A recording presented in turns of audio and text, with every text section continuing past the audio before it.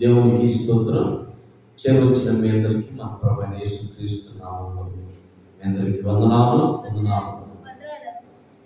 కొద్ది నిమిషాలు దేవుని యొక్క వాక్యాన్ని మనం ధ్యానం చేద్దాం. సకల ధ్యానాల యొక్క కూడిక 24వ దినం, తారీఖు వచ్చేసేసరికి 2వ తారీఖు ఏప్రిల్ నెల.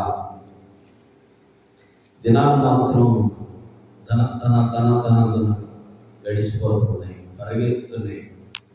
4 నెలలు నూతన సంవత్సరం మొన్నే వచ్చినట్టు అనిపించింది. ధన అయిపోతానే ఉన్నాయి. సరే, ఏది ఏదైనప్పటికీ మనం దేవుని సన్నిధిలో ఆయన్ని ఆరాధించడం, ఆయన్ని మహిమపరచడం మాత్రం మానకూడదు.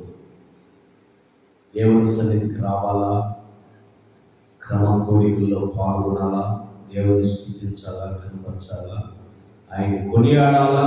అప్పుడు ఆయన కూడా నిన్ను ఆయనతో ఆశీర్వదకరంగా మారుస్తాడు. మనకి ఎన్నో శ్రమలు ఉంటాయి, ఎన్నో కష్టాలు ఉంటాయి, ఎన్నో బాధలు ఉంటాయి, ఎన్నో అవమానాలు ఉంటాయి, ఎన్నో నిందలు ఉంటాయి. అన్నీ మనకే ఉంటాయి. మనం అనుకోవచ్చు అన్నీ మనకే, ఇంద్రబాబు ఈ బాధని పడలేకపోతున్నాను అనుకుంటాం. కానీ ఎంత కష్టపడితే దేవుడు అంత ఆనందాన్ని మళ్ళా మనకిస్తాడు. ఆ కష్టంలో మనం ఎలా ఉండాలంటే నమ్మకంగా ఉండాలి దేవుడి పట్ల. మంచిది. కొన్ని నిమిషాలు దేవుని వాక్యాన్ని మనం ధ్యానం చేద్దాం.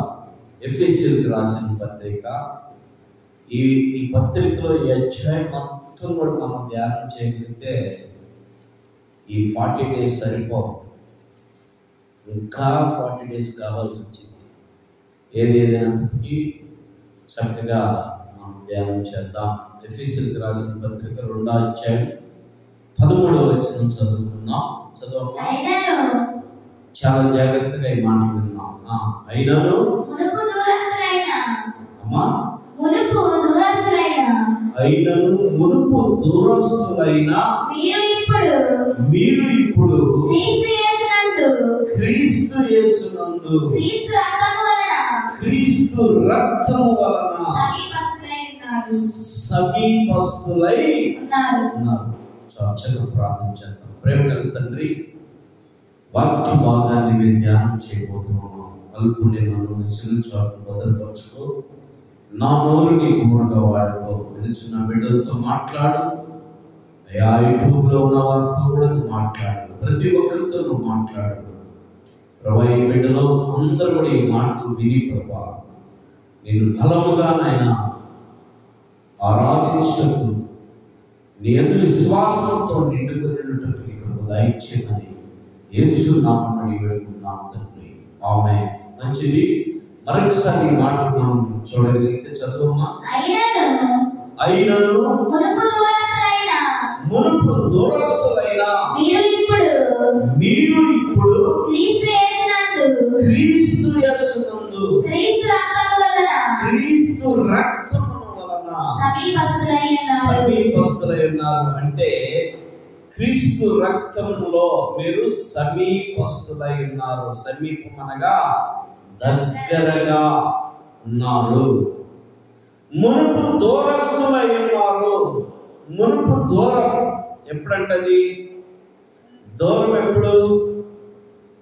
చూడండి, దూరం ఎప్పుడు? మునుపు దూరం అంటే ఎప్పుడు? మన పితరులు ఆదాము పుట్టిన ఎవరు? ఆదాము పుట్టిన బిడ్డలు ఎవరు?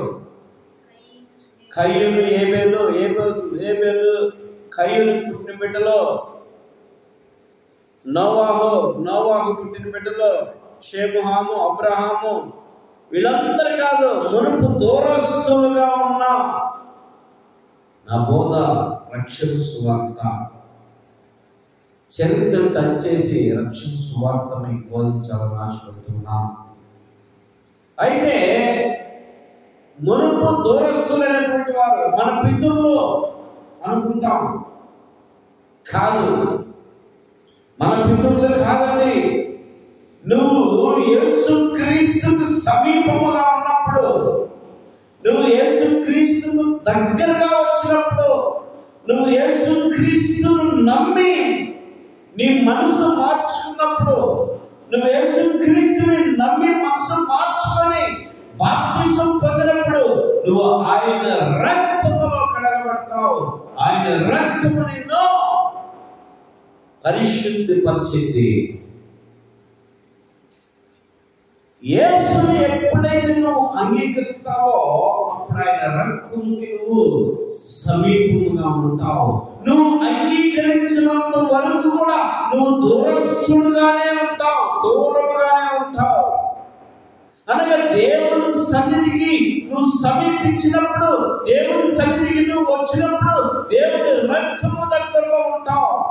దేవుని సన్నిధికి నువ్వు రాకపోతే నువ్వు దూరస్తుడుగా, దూరస్తురాలుగానే ఉంటావు, దూరంగానే ఉంటావు. దేవుని సన్నిధి నువ్వు దూరంగా వెళ్ళిపోతావు. దేవుని సన్నిధిని ప్రారంభిస్తే చాలు దూరంగా వెళ్ళిపోతావు. దూరంగా అంటే ఏదో ప్రయాణం చేయటం కాదండు, చెరాలు వెళ్ళిపోతాం, బాంబులు వెళ్ళిపోతాం కాదండి. సుమా, దూరంగా వెళ్ళిపోవడం అంటే బజార్కి వెళ్ళడం కాదు. దేవుని యొక్క మాటలకి, దేవుని సన్నిధికి నువ్వు దేవుని మాటలు పడిచోని పెడతావు. దేవుని సన్నిధికి రావడానికి ఇష్టపడవు, దేవుని సన్నిధిలో కూర్చోవాలని ఇష్టపడవు, దేవుని ఆరాధించాలని ఇష్టపడవు. దూరంగా దూరంగా దూరంగా దూరంగా ఉంటావు, దూరంగా ఉంటావు. మరి దగ్గరికి రావడానికి పరిస్థితి ఏంటి? నువ్వు సమీపస్తుడుగా ఉండాలంటే పరిస్థితి ఏంటి? నువ్వు సమీపముగా ఉండాలంటే పరిస్థితి ఏంటి? చూడు, దూరంగా ఉంటావు. మన పితరులు అనుకుంటాం దూరస్తులు. నేను కాదు ఇశ్రాయేలీయేమో, నేను కాదు అబ్రహాముడేమో, నేను కాదు ఇస్సాకుడేమో, నేను కాదు యాకోబేమో, యాకోబు సంతానమేమో, దావీదేమో, దావీదు సంతానస్తులేమో అనుకుంటావేమో. కాదు, నువ్వే నువ్వే దేవుని సన్నిధికి నువ్వు దూరస్థంగా ఉన్నట్టున్నావు, దూరంగా ఉంటున్నావు. దేవుని సన్నిధి నీకు వినపడుతున్నా కూడా నువ్వు దూరంగా వెళ్ళిపోవాలని ఆలోచిస్తున్నావు. మనసు ఏడకో వెళ్ళిపోయింది, మనిషి వేడే ఉంటావు, మనిషి ఇక్కడే ఉంటావు, కానీ మనసు ఏడాడకో వెళ్ళిపోతుంటది, ఏడాడకో తిరుగుతూ ఉంటుంది. మనసు దేవుని మీద ఆనుకోదు. నా ప్రియమైనటువంటి వాళ్ళ మరొకసారి మాట చదువమ్మా. అయితే అయినను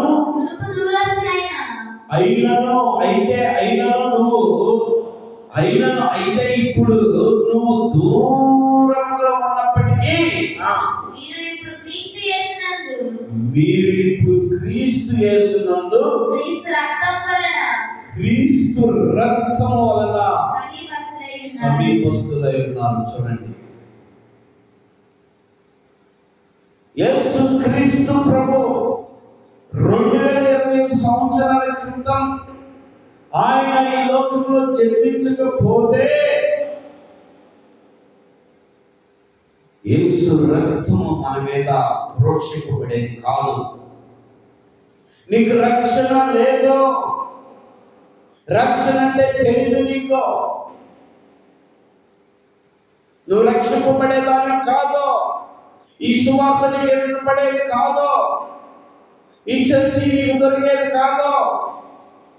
ఆయన 2025 సంవత్సరాల క్రితం నీ కొరకు, నా కొరకు, మనందరి కొరకు, సర్వ మానవుల కొరకు ఆయన మరణించడానికే ఈ లోకంలో ఆయన జన్మించాడు. పిల్లరా, ఆయన ప్రాణం పెట్టడానికే ఈ లోకంలో జన్మించాడు. ఆయన నీ కొరకు, నా కొరకు సమీపంగా పరలోకము నుండి భూలోకంకి నీ కొరకు, నా కొరకు సమీపంగా దగ్గరకు వచ్చేసాడు. అబ్రహాము మన పితరులు ఆదాము మాట్లాడుకునేవాడు దగ్గరగా, ముఖాముఖిగా. ఆదాము పాపం చేసిన దానికే నోవాహుతో దూరంగా మాట్లాడుతూ మొదలు పెట్టాడు. నోవాహు తర్వాత అబ్రహాముతో దూరంగా ఉండి మాట్లాడుతూ మొదలు పెట్టాడు. అబ్రహాము తర్వాత ఇస్సాకు, యాకోబు వీళ్ళందరికీ దూరంగా ఉండి మాట్లాడుతూ ఉన్నాడు. మోషే కూడా దూరంగా ఉండి మాట్లాడాడు. తర్వాత మధ్యవర్తిని తీసుకొచ్చాడు, ప్రవక్తల పిల్లారా. ప్రవక్తలను తీసుకొచ్చి ప్రవక్తల ద్వారా తెలియపరిచాడు. సమూయేలు ప్రవక్త ద్వారా మొదట దేవుడు నీకు నాకు మనందరికీ ఒక ప్రవక్తని ఏర్పాటు చేశాడు. ఆ ప్రవక్త ద్వారా అలా ప్రవక్తలందరూ ప్రవక్తల మాటలు కూడా నమ్మకుండా వినకుండా దూరం అయిపోయి, ప్రవక్తల మాటలు కూడా వినకుండా పాపము అధిగమించిపోయి దేవుని రాజ్యాన్ని సమీపించలేక ఘోరమైనటువంటి పాపాలు చేస్తున్నటువంటి మీకు, ఘోరమైనటువంటి పరిస్థితులు ఉన్నటువంటి మనకు ఆయన ఏం చేశాడు తెలుసా? సమీపస్తుడుగా వచ్చాడు. ఆ పాట భక్తుడు రాసిన అవసరం గారు, సమీపించరాని తేజస్సులోని వసించువాడవైనా మా సమీపమందు దిగివచ్చు వేళ. చూడండి ఎంతో చక్కటి పాట అది. సమీపస్తుడుగా మారిపోయాడు, సమీపస్తుడుగా దిగి వచ్చాడు పరలోకముల నుండి.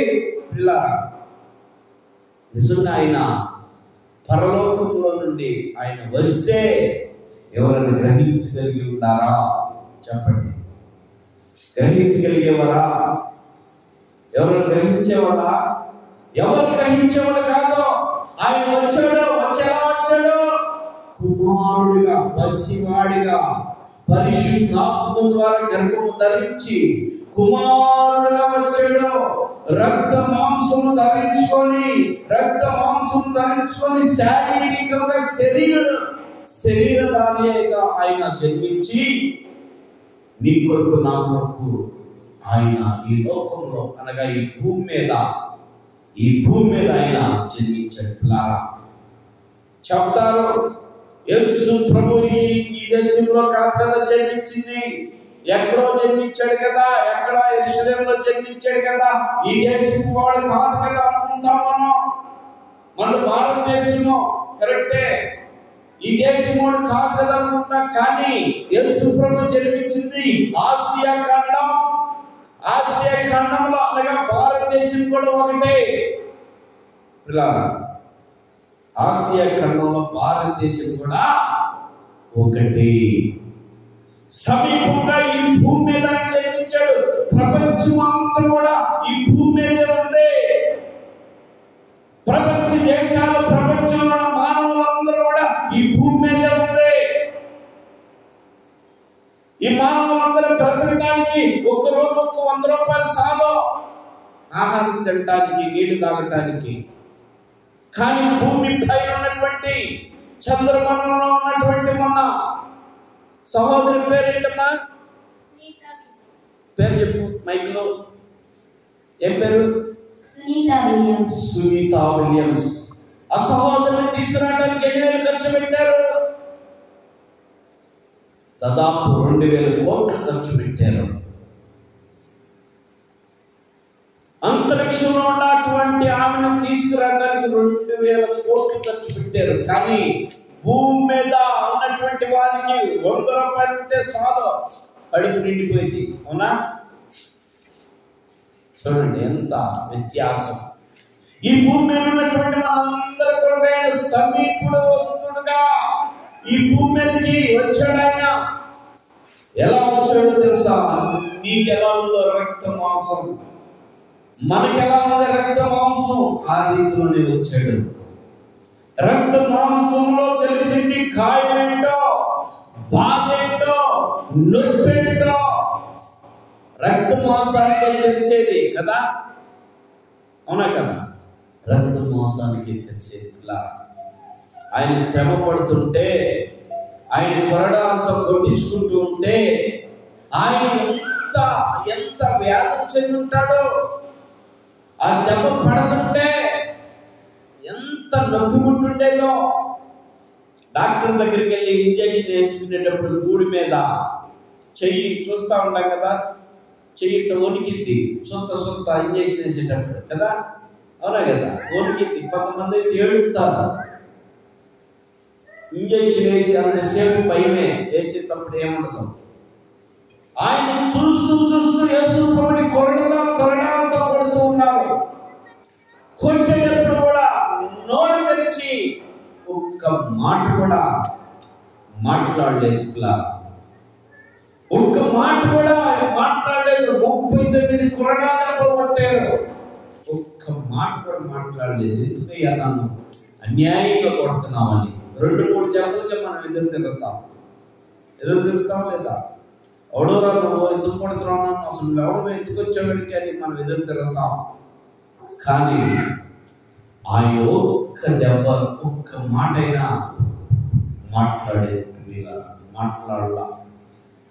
ఆ కొరడాలు కూడా ఎలా ఉంటాయో తెలుసా? నాటి కాలంలో ఆ కొరడాలు కూడా కొక్యాలు ఉండేయంట.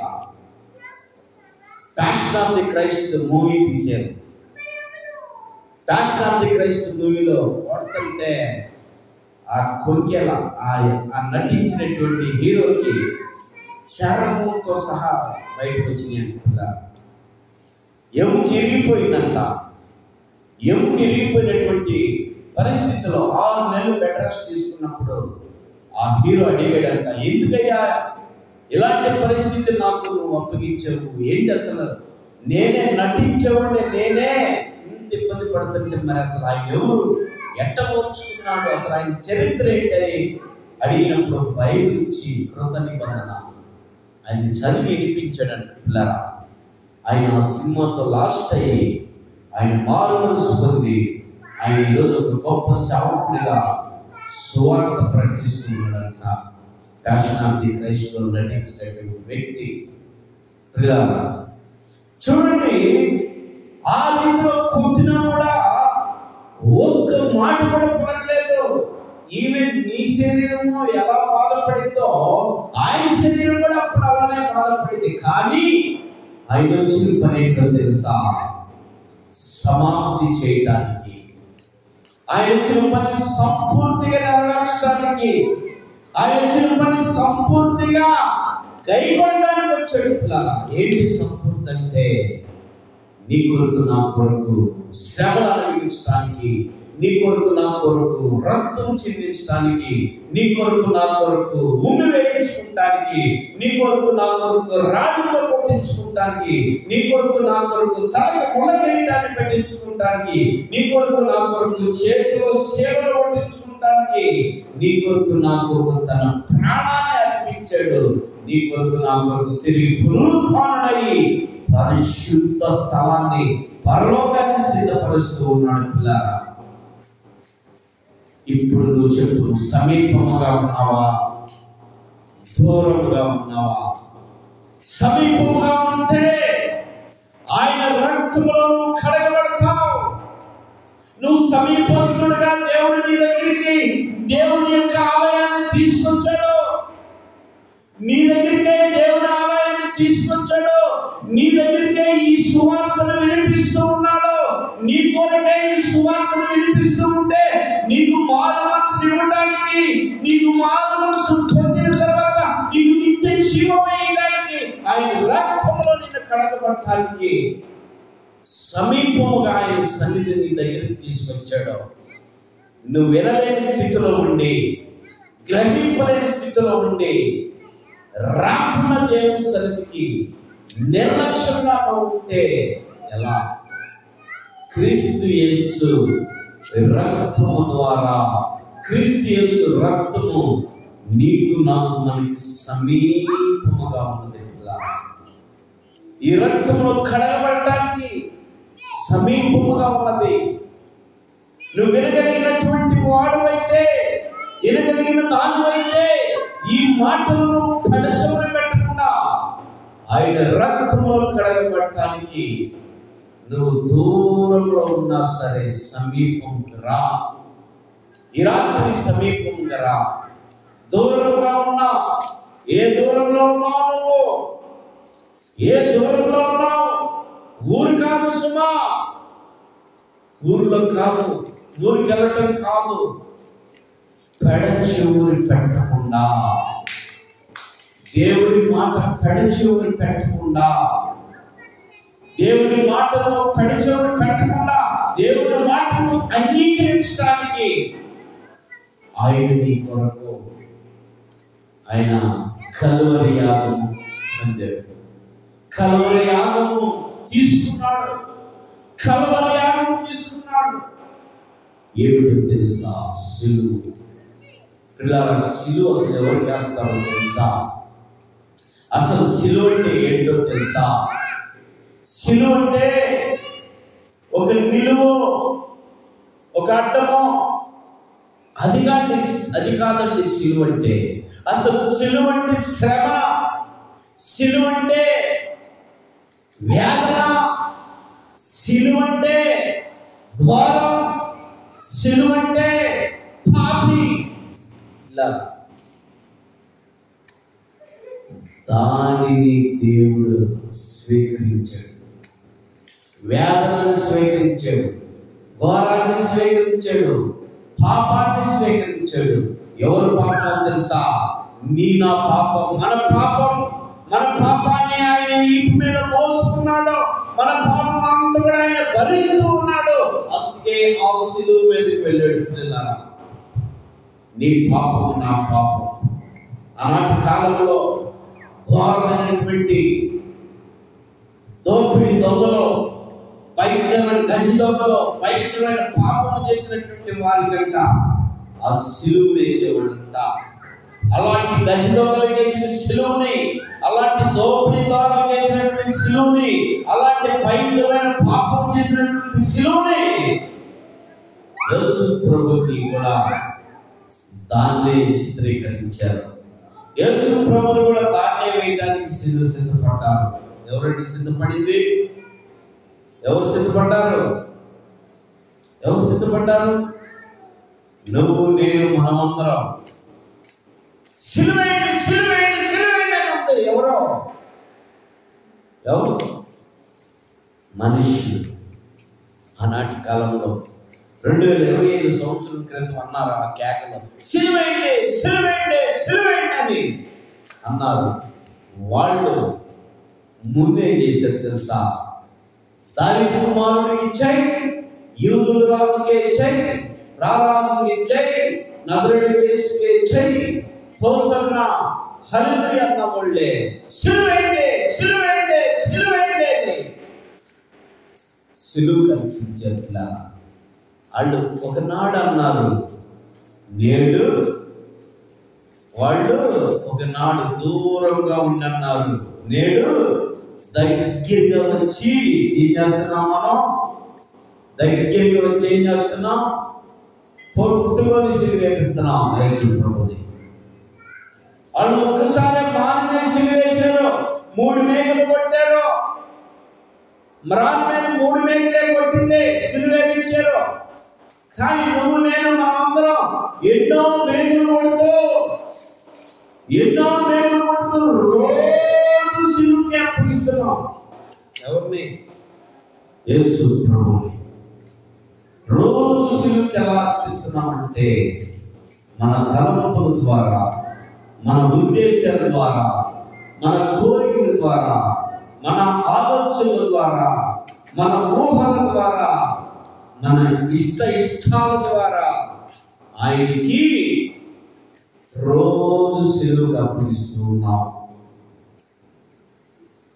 యూదులు ఒక్కసారి వేసింది, నువ్వు రోజు సిలువేస్తున్నావు.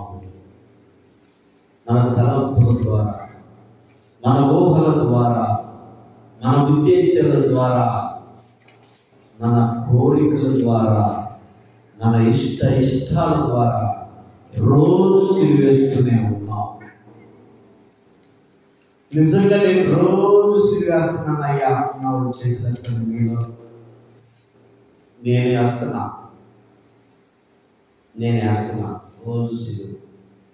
ఎందుకంటే ఏదో ఒకటి కోపగించుకున్నా కూడా నువ్వు పాస్టర్ కదంటయ్యా ఎందుకు కోపగించుకున్నా ఉంటారంటే వెంటనే ఏమైనట్టు? దేవునికి అవమానమే కదా. అలాంటి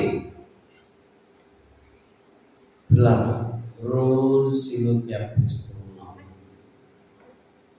ఆ సిలువుకు అప్పగిస్తున్నటువంటి నువ్వు ఉదయం అంతా కూడా నీ కార్యకలాపాలన్నిటినీ జ్ఞాపకం చేసుకొని ఆయన పాదాలు పట్టుకొని క్షమాపణ అడగటానికి దేవుడు నీకు మంచి తరుణాన్ని ఇచ్చాడు. ఆనాటి కాలంలో వాళ్ళకి ఇవ్వలా, ఆ తరుణం లేదు. వాళ్ళు సిలువుకు అప్పగించినప్పుడు ఆ వాన గాలివాన వచ్చినప్పుడు ఎటువంటి చాలా చెదిరైపోయారు, ఎవరు లేరాడా.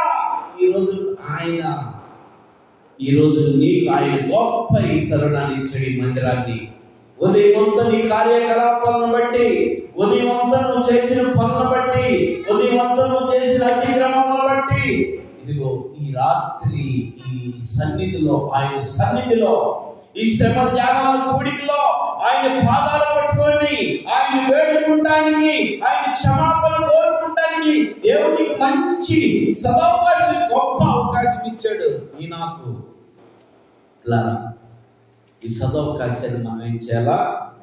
సద్వినియోగం చేసుకోవాలి. సద్వినియోగం చేసుకోలేక ఎంతో మంది ఇళ్ళ కాడే ఉండిపోయారు. దేవుడి సన్నిధి వినపడుతున్నా కూడా వారి సొంత పనులే చేసుకున్నారు. కానీ దేవుడి పనులు, దేవుడి సన్నిధికి వెళదామని, దేవుడి సన్నిధిలో ఆయనకు మొరపెట్టుకుందామని, దేవుడి సన్నిధిలో నా కొరకు, నా కుటుంబం కొరకు, నా బిడ్డల కొరకు, నా భర్త కొరకు, నా భార్య కొరకు నేను మొరపెట్టాలి. నా అత్త మామల కొరకు, నా తల్లిదండ్రుల కొరకు, నా మనవరాల కొరకు నేను మొరపెట్టాలి దేవుడి సన్నిధిని గ్రహించలేకపోతున్నా.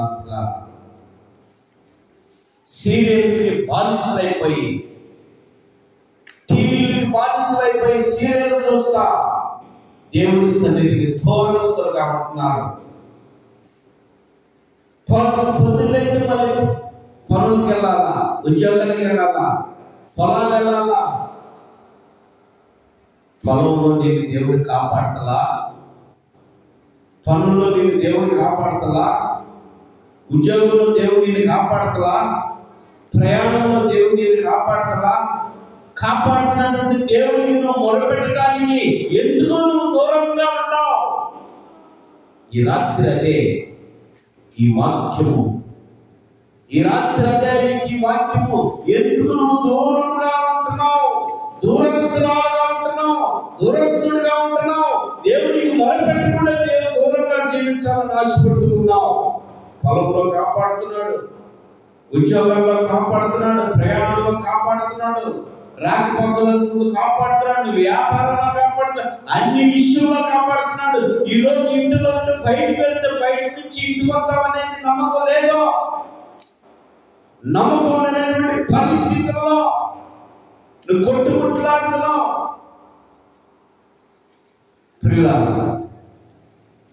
ఈరోజు ఉదయం నేను హాస్పిటల్ కాడికి వెళ్తే అక్కడ పోర్లు ఏడుస్తున్నారు. ఎందుకు ఏడుస్తున్నారని అడిగితే సముద్రంలో పడి చనిపోయాడంట. రామాపురం సముద్రంలో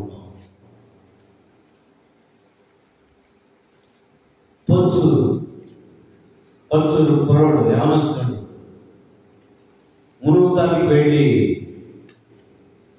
దూరంగా వెళ్ళి మునుగుదామని చూస్తారు కొంతమంది. సముద్రంలో మునగొచ్చు, కానీ కొంతమంది మనుషులు చూసేకుంది దురాత్మను ప్రేరేపించింది, పదాయించొచ్చు అని దూరంగా తీసుకెళ్ళింది. ఆ ఆలోచనప్పుడు కాళ్ళు అన్నక అందులో కొట్టుకుపోతారు. ఆ రీతిలోనే ఆ కుర్రోడు చనిపోయాడంట. వేదన, పాపం హ్యాపీగా ఇంటికాడ చెప్పాడు నేను సముద్రంకి వెళ్ళి వస్తాను, మునిగొస్తానని. లేకపోతే చెప్పాడు చెప్పలేదు ఇంటికాడ. మళ్ళా జీవముతో